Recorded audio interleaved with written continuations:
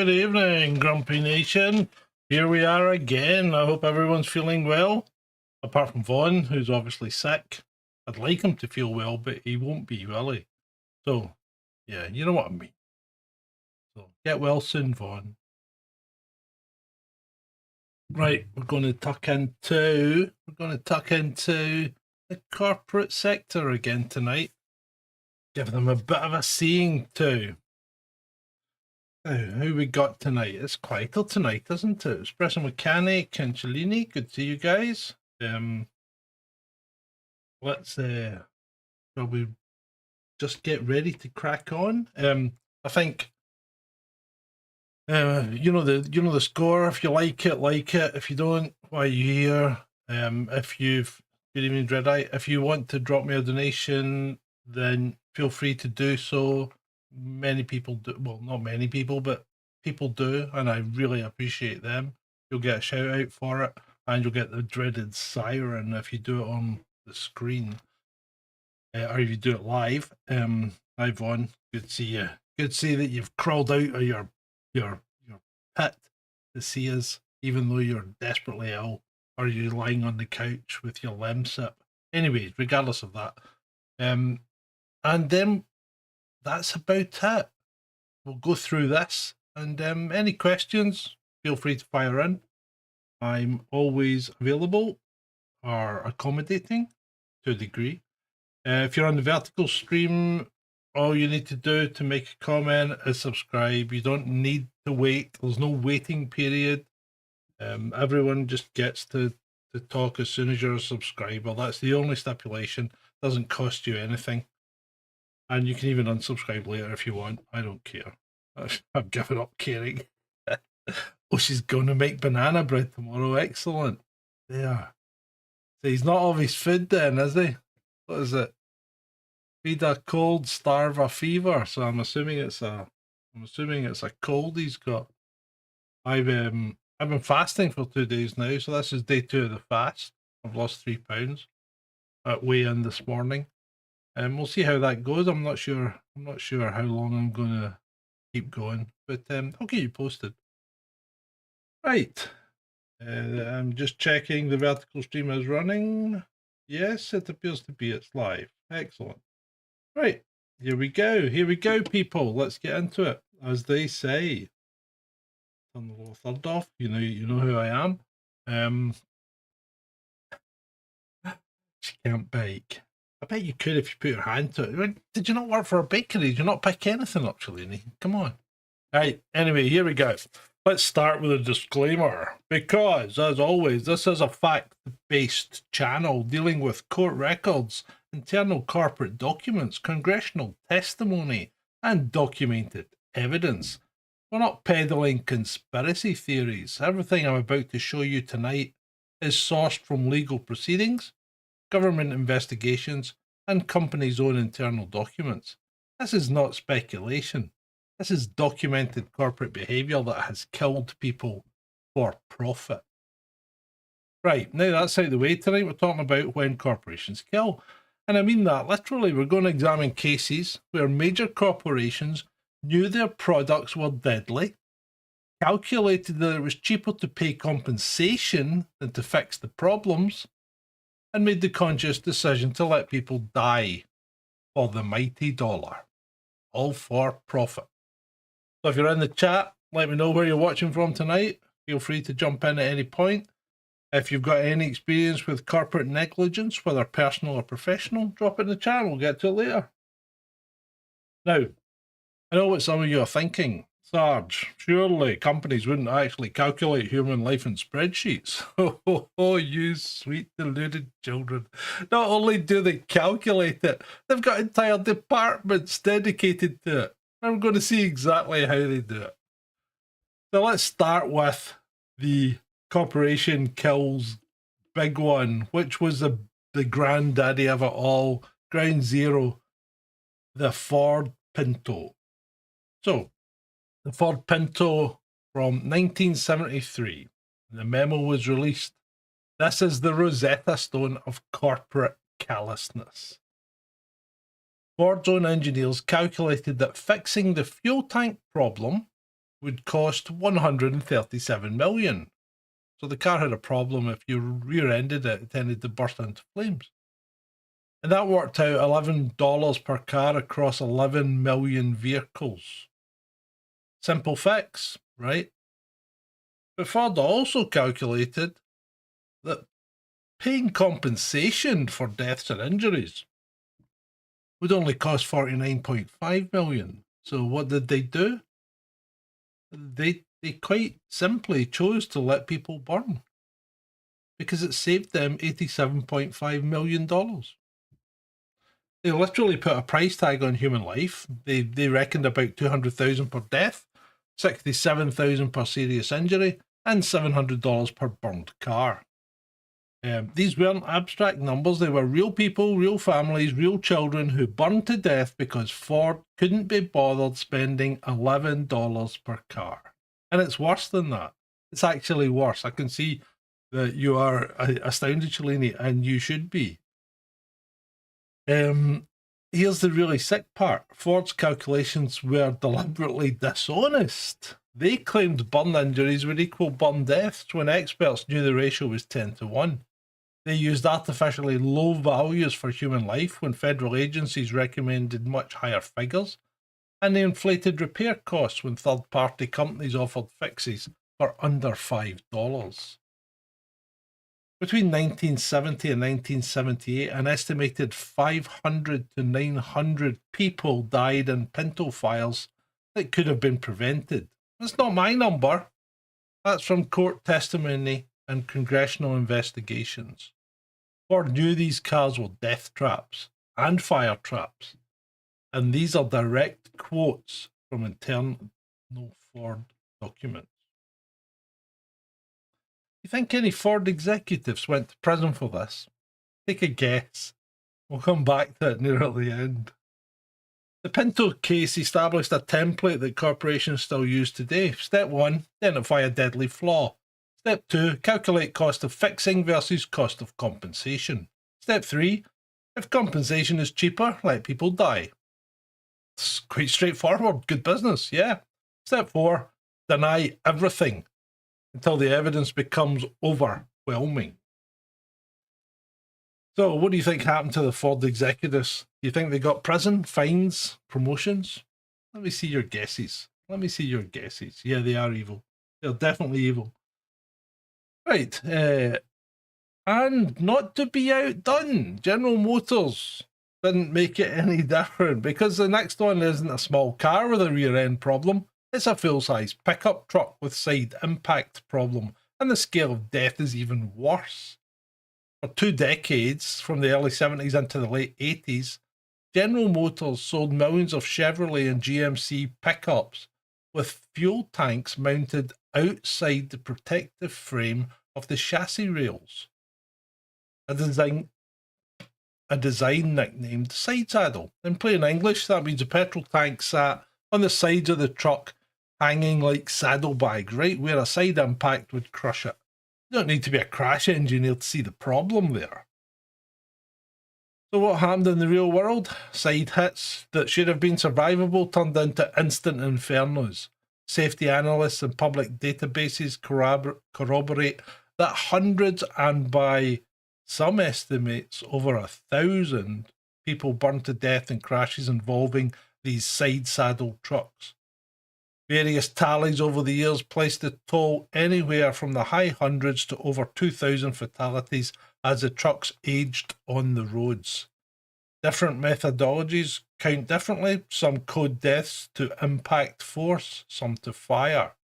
But the pattern is consistent. These trucks were vastly more likely to erupt in fatal fires and side impact crashes than their competitors. Here's the detail. General Motors engineers knew very early on in the design that outside the frame tanks were vulnerable to side impacts. Internal discussions over the years considered moving the tanks inboard or shielding them, and outside engineers warned the design would inevitably be intruded upon in standard side crashes. Small shields were tried. The fundamental hazard remained.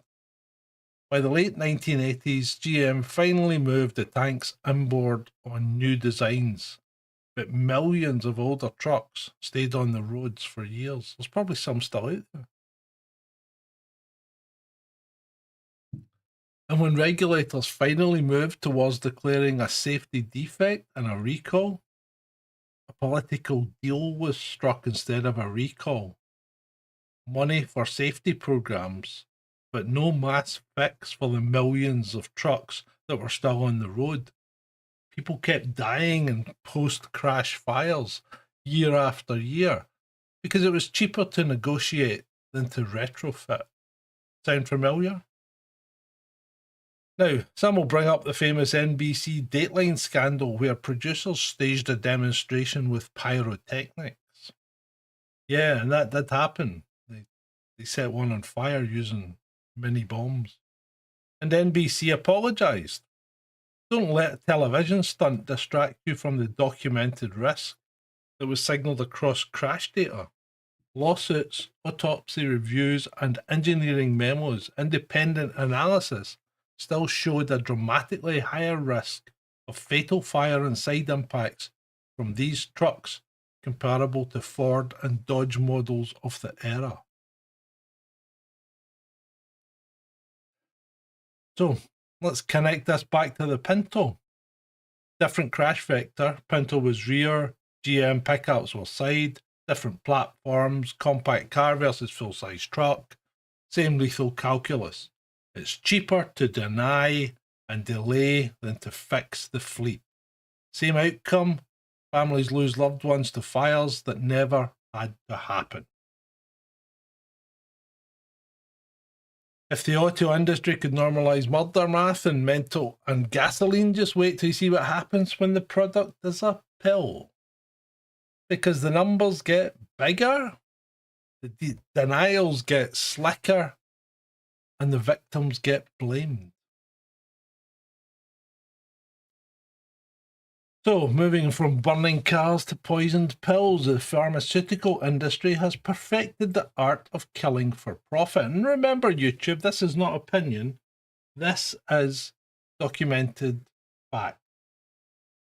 Yeah, imagine if a Pinto reversed into the side of a Chevrolet. That's a cracker one. That would indeed be spectacular, would it not? Oh, well, we can't quite see that. Let's move it up. Let's move that up so people can see it. There. Well done, Vaughn. Yeah, no, that was a good one. Good one, mate. I like that. He's still sharp. His brain's still ticking over, even though he's ill. Right. So, and in this case, in some of the cases, these pharmaceutical companies got government immunity to protect them while they did it. And you know what I'm talking about. So, first up, OxyContin and the opioid crisis. Now, pay attention to this timeline because it's absolutely damning. In 1995, the Federal Drugs Administration approved OxyContin based on limited data. Purdue Pharma was allowed to claim it was believed to reduce abuse potential. Note the language. Here's where it gets criminal. Purdue trained their sales reps to tell doctors that OxyContin had less than 1% addiction risk. 1%. This is an opioid. They based this lie on a 5-sentence letter about hospital patients, a study completely irrelevant to chronic pain treatment. The letter's author later said he was horrified at how Purdue misused his work. Anyone know anyone that's been affected by the opioid crisis? No need for details, just a show would be interesting. I mean, I remember, I think I was addicted to cocodamol at one point. I took it for pain and I ended up taking it regularly, and I thought, why am I still taking these? Because I don't really feel pain, and I didn't feel anything from taking opioids, and when I went to come off it, it was horrendous.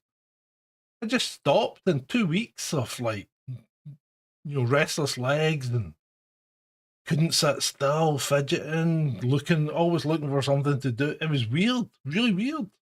But I just powered through and don't take it anymore. I think I'm quite good at that kind of thing. I don't tend, once I've decided that's it, that's it. So, internal Purdue documents, and these are court exhibits now, not conspiracy theories, show executives knew OxyContin was highly addictive from day one. 5 months after approval, they were getting reports of people crushing and injecting the pills. They discovered 68% of the drug could be extracted from crushed tablets. Did they warn doctors? Did they change their marketing? Did they help? Espresso mechanic, his auntie was addicted to codeine when she was young and it almost destroyed her kidneys, yeah. And when I was in Hong Kong, I used to get headaches occasionally and the doctor would prescribe codeine. Not paracetamol and not aspirin, because you can't give kids under 14 aspirin. So you would get codeine from the doctor. Navy surgeon as well. So they continued claiming it was abuse resistant while sales exploded from 44 million to nearly 3 billion. And get this, addiction rates in chronic pain patients range from 12 to 45%, not the less than 1% they claim. The human cost, over 400,000 Americans dead since 1999. 400,000. That's more than all American combat deaths in World War II. It started with Purdue's calculated lie about addiction risk.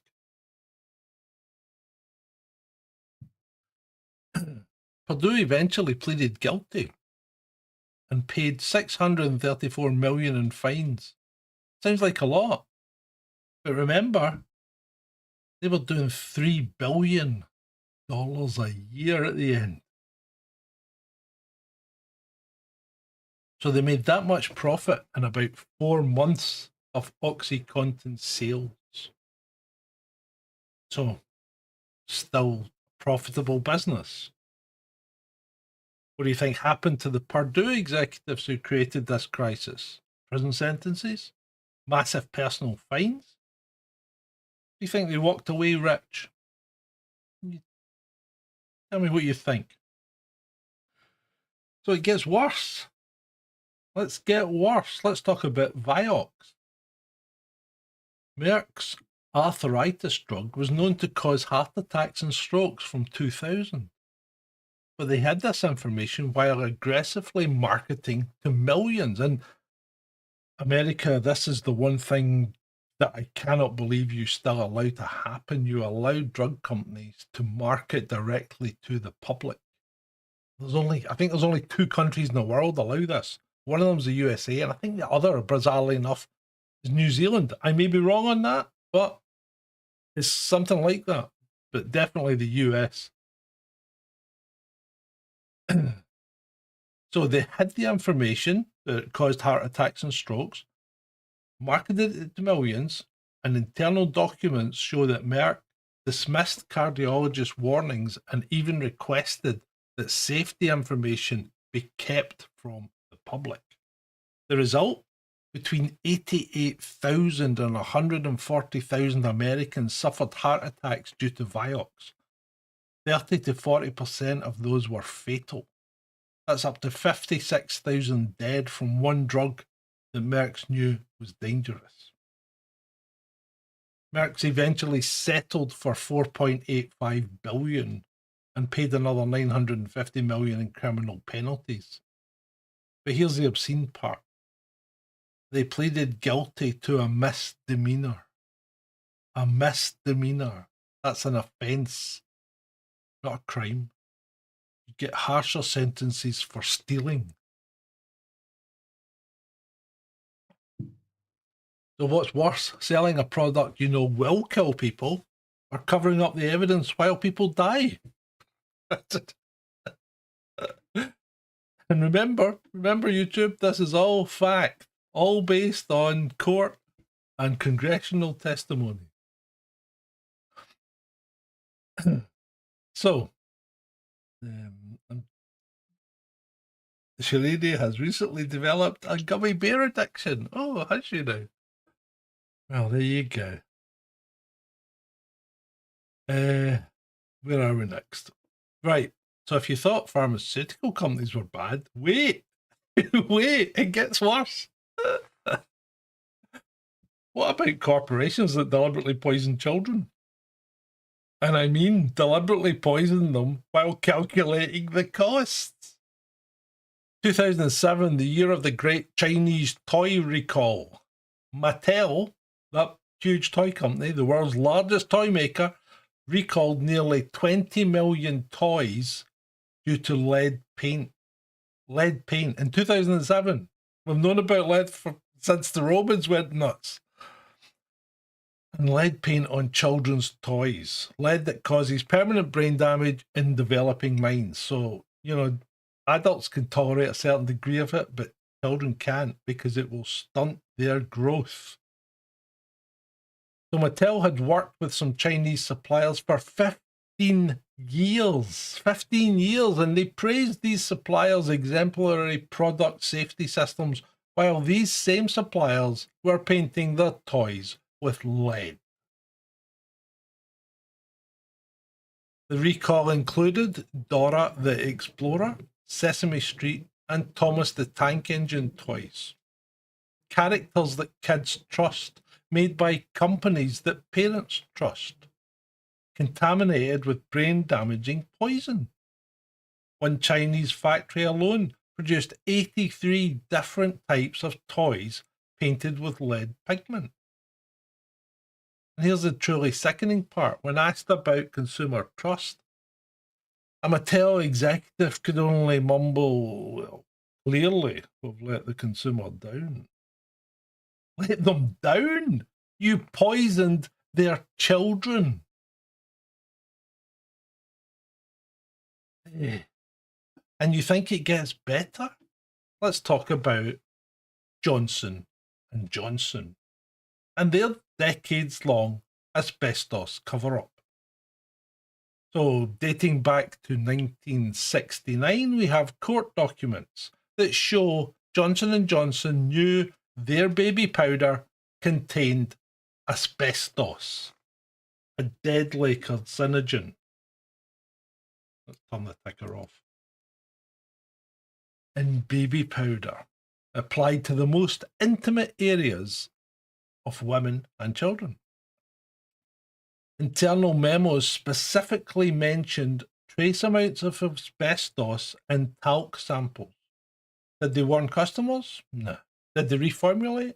No. Kept selling it for decades while just denying any danger. Scientists have since linked talc use to ovarian cancer and mesothelioma.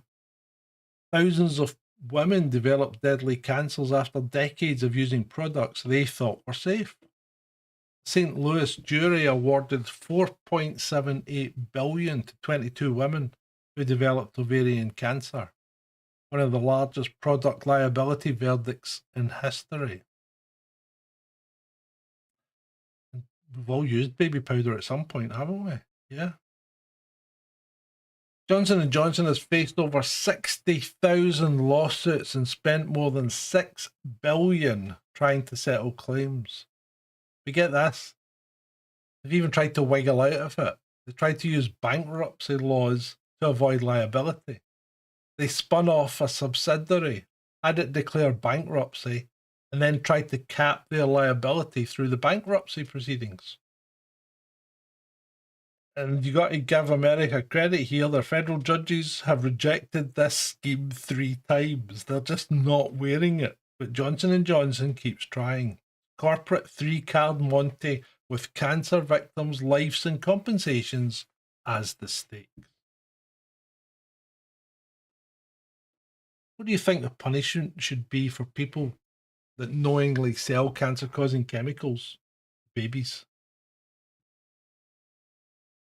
Can't countenance it, can you? You just can't.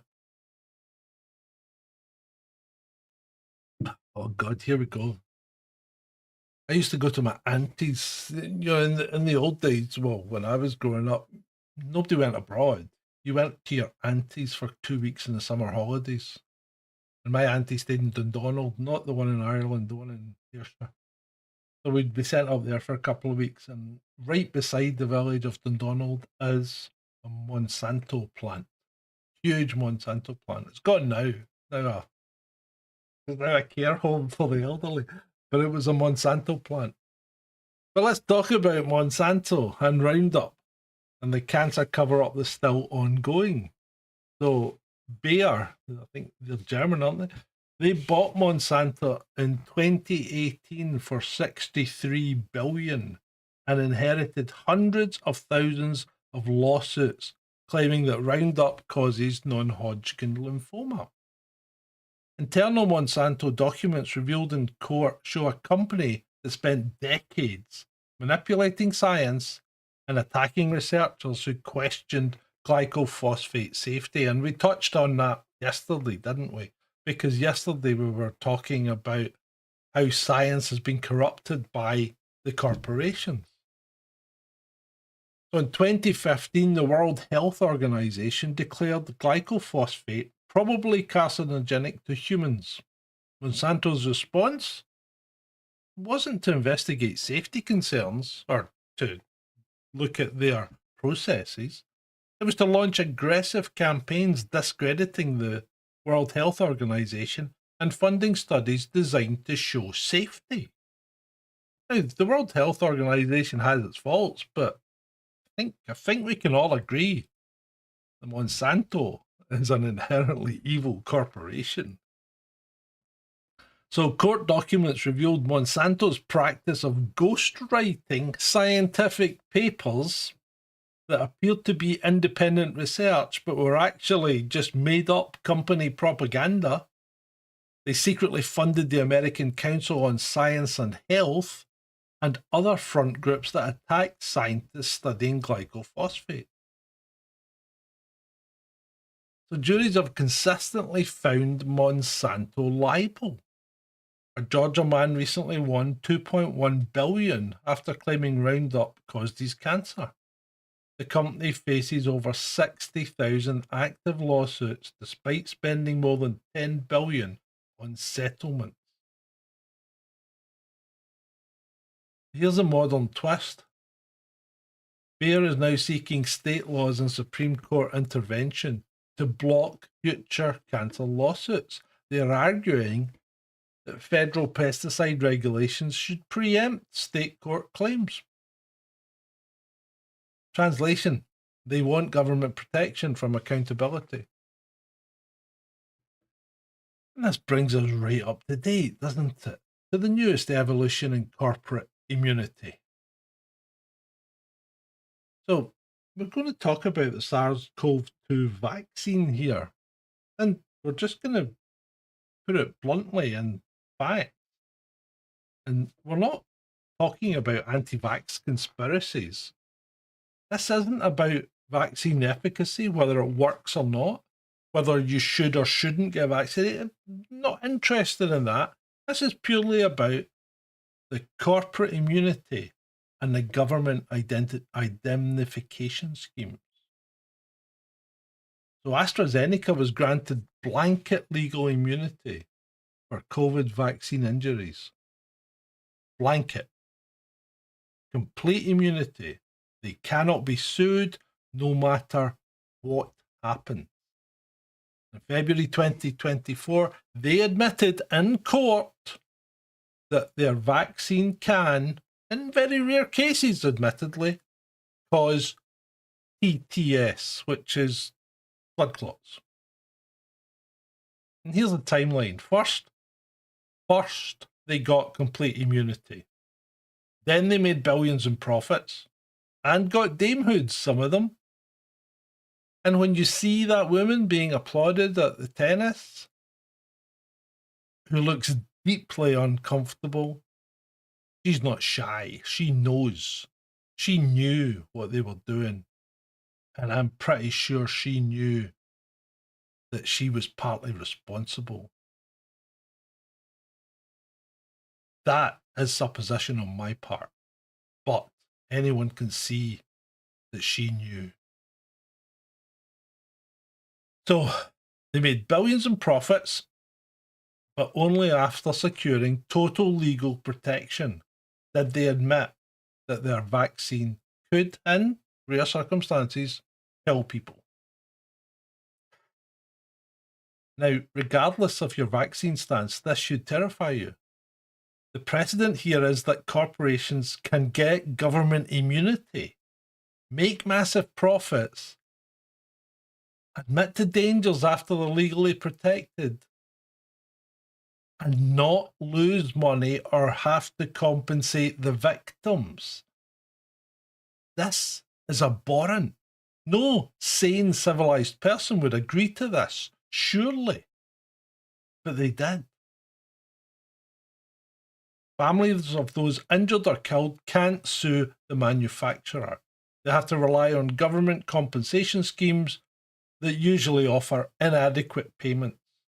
UK scheme offers 120,000 maximum, unchanged since 2010 and woefully inadequate for a lifetime disability or death.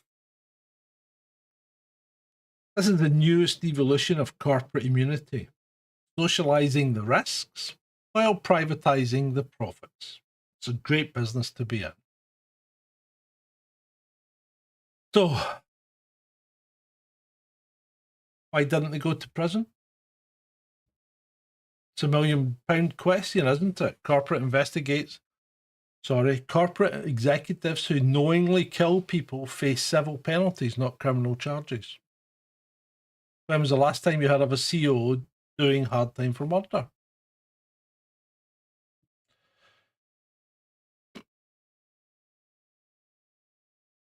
What's Espresso saying?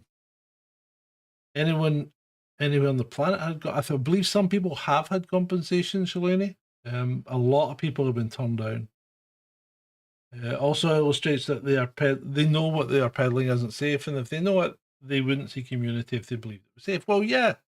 And, one could turn around and say, well, the pharmaceutical companies were put between a rock and a hard place. And bear with me, because everybody's clamoring out for a vaccine to stop the pandemic. And never before had a vaccine ever been brought to market in less than 7 years. Because you can't do long-term testing in 7 months. You just can't do it. So, is that a valid argument to put something out that you actually know, and you've admitted in court that you knew could cause issues in some people? I think not. I mean, remember, the vaccine that caused narcolepsy, was that a flu jab? Was recalled immediately after just 16 people were affected and the whole vaccine was pulled. 16 people. How many people have been a victim of the AstraZeneca?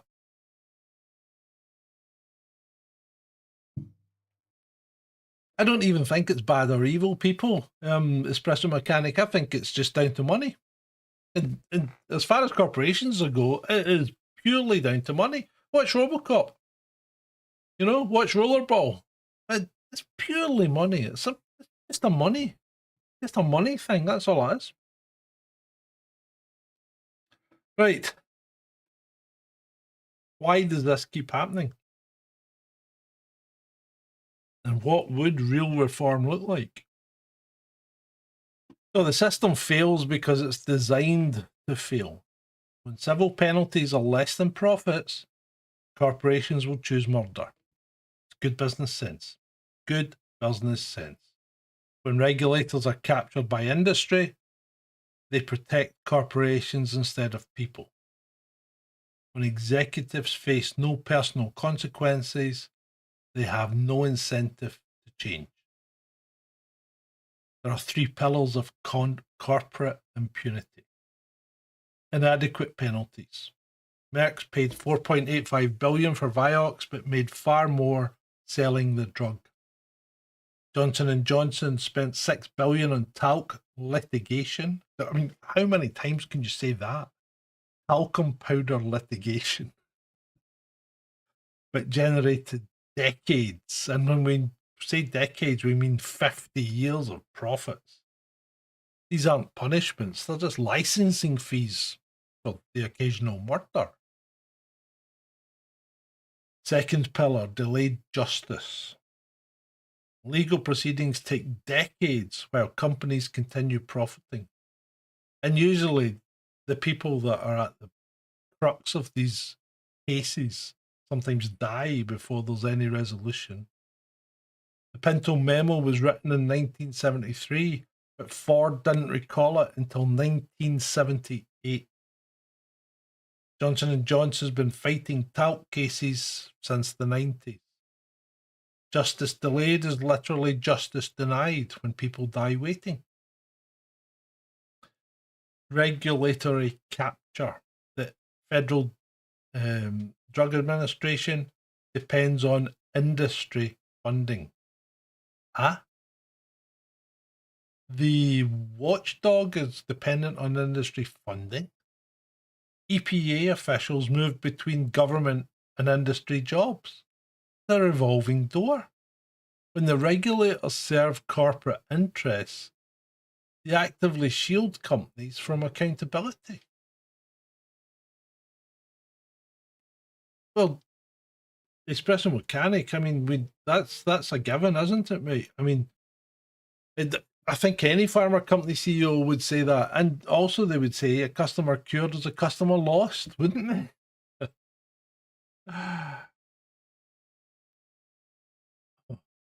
Corporate executives who knowingly sell. And right, so let's think about real reform and what we could do. Criminal accountability. Corporate executives who knowingly sell deadly products should face criminal charges. In fact, that charge should be murder because it's premeditated, isn't it? When Ford calculated that 180 deaths were cheaper than an $11 fix, that's premeditated murder. And the motive is profit. What about a corporate death penalty? Companies that repeatedly kill customers could lose their right to exist. Dissolve the company. Transfer the assets to victim compensation schemes and eliminate any ongoing harm. Don't let anyone else make that product. Why should we have any regard for them when they have no regard for us? End regulatory capture. No more industry funding of regulators. No more revolving door between government and industry. Independent oversight of regulatory decisions. That needs to be the case regardless of the industry. And we've got conflicts of interest across the world, where we have our regulators and watchdogs funded by the very institutions that they're supposed to be checking up on. And we should have victim-centered justice. Immunity schemes should not exist for corporations. Damage caps shouldn't be there. Victim compensation funds should be financed by the industry, not the taxpayers, not the government. What do you think is more important? Criminal accountability, ending corporate immunity, or regulatory independence?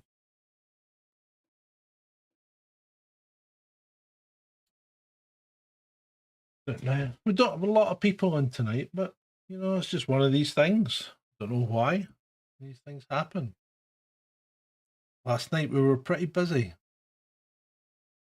So the Ford Pinto memo from 1973 could have been written yesterday. The same cold calculations, the same disregard for human life, the same corporate immunity from justice. What makes this especially infuriating is that these aren't accidents. They're deliberate business decisions made by executives who knew people would die. The documents are there in black and white. Human life reduced to actuarial tables and cost benefit analysis. When it's cheaper to let people die than fix dangerous products, corporations will choose death every single time because it doesn't make sense not to. The victims of Ford Pinto's OxyContin addiction, Vioxx heart attacks, lead painted toys, asbestos contaminated talcum powder, Roundup cancer, and vaccine injuries all deserved better than they got.